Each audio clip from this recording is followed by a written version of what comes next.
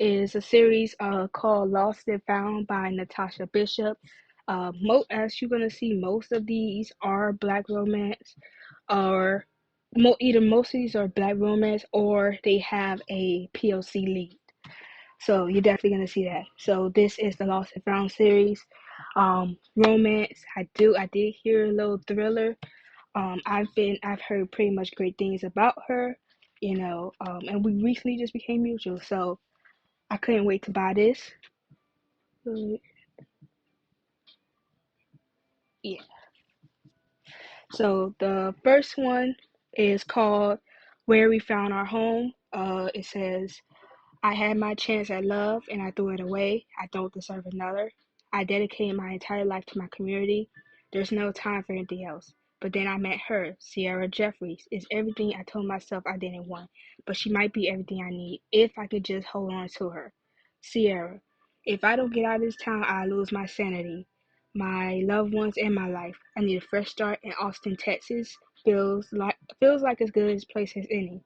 I wasn't supposed to build connections, and I definitely wasn't supposed to fall in love. Lincoln Cole has other plans for me. He has me breaking all my rules, and I feel safe in his arms. But safety is a luxury I don't have. I thought I ran far enough, but my past will never let me go, and my recklessness may just get Lincoln burned. Sound really good. The second one, Where We Found Our Heart. Isaiah, I had my chance at a family and it was stolen from me. I was told I was joked, so that's just what I'll be. But then she gave me news that turned my life upside down. Nina Williams is my second chance at a family, and she might just be the missing key to my heart. I just need to prove to her I'm not the joke I pretend to be. Nina, after the loss of my parents, I'm all my brother and sister have. I'm trying to piece my family back together. I wasn't ready to start a family of my own. One night with Isaiah Cole changed all my plans. He's nothing like I thought he was, and I feel happily in his arms. But happiness isn't built to last. When Isaiah has a chance to complete the family he had always dreams of, with a family I never knew I wanted to be left behind. So honestly, these feel like standalone books. So you have books that are standalone where it's different couples.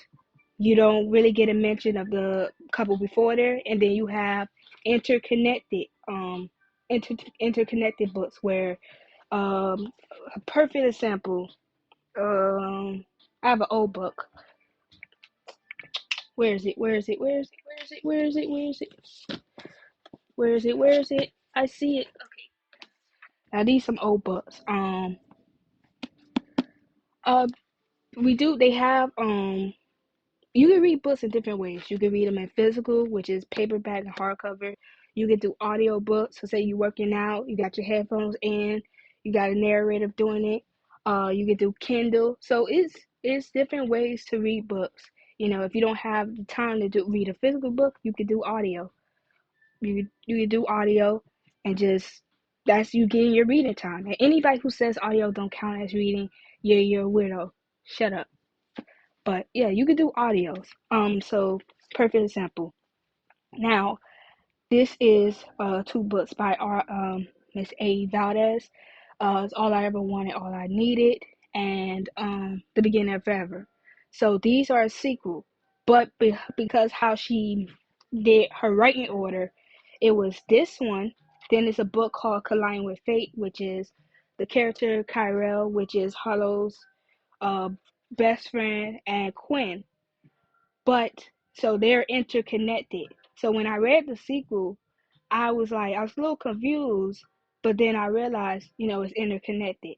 So you have interconnected standalones where authors will say, hey, you can still read it out of order, but for me, I would like to read it in order. You feel me? I want to get the full grasp of every character. I don't want to feel like I'm out of the loop.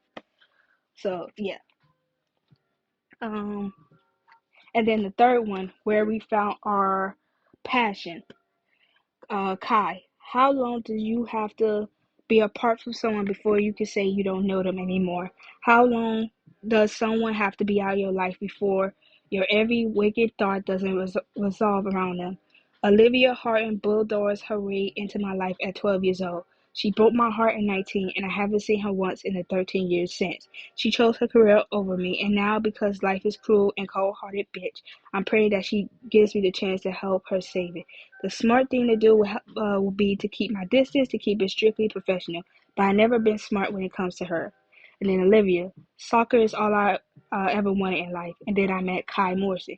He turned my life upside down in the best way possible. He was there when those that I needed were, and how did I repay him? I broke his heart. He should hate me after what I did, and he definitely shouldn't be willing to help me get my career back on track. Now for the next year, I have to feel his touch, smell his intoxicating scent, and look into his devastating, beautiful eyes. He makes me feel things I haven't thought about in so long, but I can't have him. There's too much to risk, too much truth I try to protect him from all these years. When the truth comes out, will he be able to forgive me? Because I don't think I'm sure enough to walk away from him a second time. So I did see excerpts about this book. Um, as you could tell, Olivia is a soccer player, and what you can interpret, Kai is basically, I'm pretty sure he's what's that thing that when football players hurt and they have those little people that massage their legs, a trainer, something that I'm assuming that's what he is. So those are the first three. Then I have the Grim Reaper. This isn't the first book. This is her first book. It just recently came out. This is gonna be part of a series. Yeah, yeah. Physical therapy. Thank you. I knew it, but I didn't know it at the same time. So I'm gonna read you the back. Now the woman is black. I think I gotta check out what the male MC is. I think he's I seen fan cast, and a lot of the fan casts I seen of him is that he's Asian. So yeah. When having to decide between spending her afterlife in hell or as the Grim Reaper's lawyer is not even a hard choice for Joyce Parker. Of course, she chose hell. Joyce thought her prayers were finally answered when her client killed her. Yes, she knows it's morbid, but so is being a lawyer. Now dead, Joyce thought it was blue skies, angel wings, mimosas, and Jesus. Well, she was embarrassingly wrong. The insufferable but good-looking Grim Reaper needs a favor. He needs her to represent her in the newly formed Reaper's court. That is, of course, if she wants to go to heaven rather than to hell, which is exactly where she was heading. Um, what starts as a favor turns into a whirlwind of chaos for Joyce and the Grim Reaper. Being in the center of it all, not only does Joyce have to help the Grumpy Reaper, but she also has to save all of Eden, a job she most definitely did not sign up for. Joyce's life on Earth was boring, but her afterlife ends up being the most alive she's ever felt. Trials, secrets, evil reapers, missing souls, traitors, stolen mimosas, and unexpected romance, all the elements for one hell, literally, of a life after death. So this sounded really good, and I couldn't wait to get it. And then this I got for Christmas. It's called Wordy Love. Same author, A.E. Valdez. Most of her books are interconnected. So All I Ever Wanted, The Beginning of Forever, Colliding with Fate, and this one, they are interconnected. She just came out with a Christmas book called Snow King. I'm gonna show you that book. That is gonna be part of another series. So basically, the books coming after that, I'm assuming they will be separate from this, but it's still gonna be interconnected. Okay, what's next? What's next? What's next? Okay. Oh shit. Let's get Miss A Badass out the way. So this was her newest release called Snow King Catches His Snowflake, a Three King novel. So this was her newest release, and this will be part of a sequel. After being in a relationship for 3 years, Noelle Frost is faced with the reality that she was definitely the better half. Her friends ecstatic she dropped the dead weight of a cheating boyfriend, urges her to get away for the holiday and take some time for herself. Not sure if that fits anything, but willing to try, she books a last-minute trip to the world-renowned Mistletoe Mountain Resort. Noelle broads the plane with the promise of peace and realization on the horizon.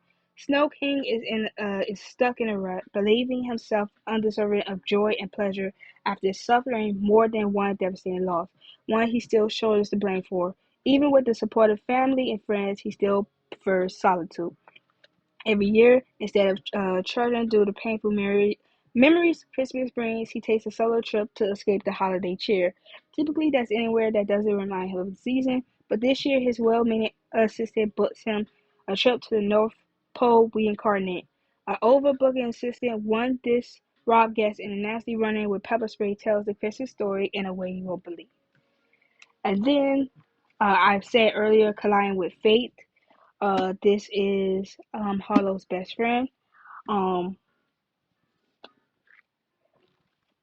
It's very thick, but honestly, when you read a book that's when the writing is very good, it won't matter. So this is Colliding with Fate. Kyrell Knight believes life is a game to be played and thoroughly enjoyed. He rarely takes anything serious, lives in the moment, and indulges in as much pleasure with women as possible. But the sarcasm,